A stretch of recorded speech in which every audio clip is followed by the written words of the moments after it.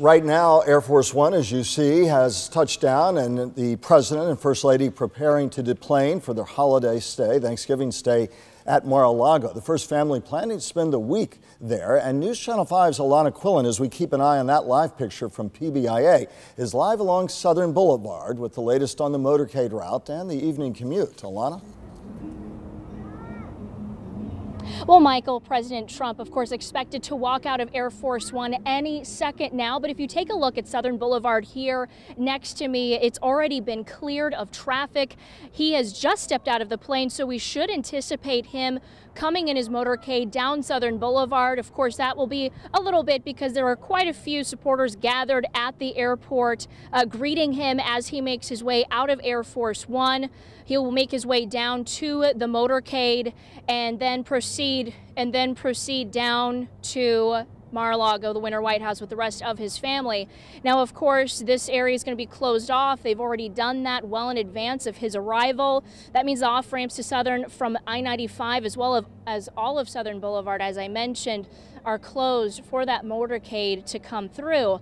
Now, here's some video from earlier, if we could show that perhaps, when road closures began right around Mar-a-Lago. Deputies and Palm Beach Police, of course, on site to help direct traffic. Protesters and supporters started lining up along Southern Boulevard around 4:30 this afternoon. That includes the Women's March Florida. They brought out huge signs for a planned protest here at Southern Boulevard. Now, supporters are also out in force as well, and of course we'll be keeping track of the motorcade as it makes its way through Southern Boulevard and through West Palm Beach. We'll toss it back to you guys in the studio. The President and First Lady, their son Barron, along the rope line there were assembled media and other people who had special access to greet the first couple at PBIA right now. Might have felt nice to step off the plane and not have an overcoat on or a coat for the First Lady. Awfully warm down here in South Florida as they arrive home for the holidays, and walked right by the limousines and straight over to talk to supporters there at PBIA. National media, of course, on hand, and many issues, as always, trailing the president, from U.S.-China tensions, which are increasing, to recent comments about the Navy SEALs and the Osama bin Laden raid that he's been criticized for, to U.S.-Saudi relations after the death of a Saudi journalist, that and much more.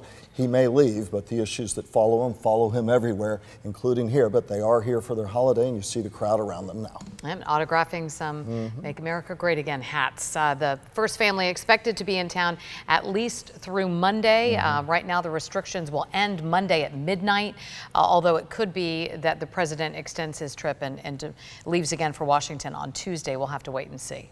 Air and road restrictions, which we know are a problem for some of the general aviation airports here. A lot of restrictions around Mar-a-Lago. Please be advised of those, all of those in place. That huge security bubble that follows any president when they travel, and it is fully in place, as we've become, if used to is the right phrase, but used to here in Palm Beach County, though it's certainly an inconvenience for a number of the local general aviation airports. But again, they're greeting people on the rope line, soon to head over to Mar-a-Lago. And we'll be back with more right after this.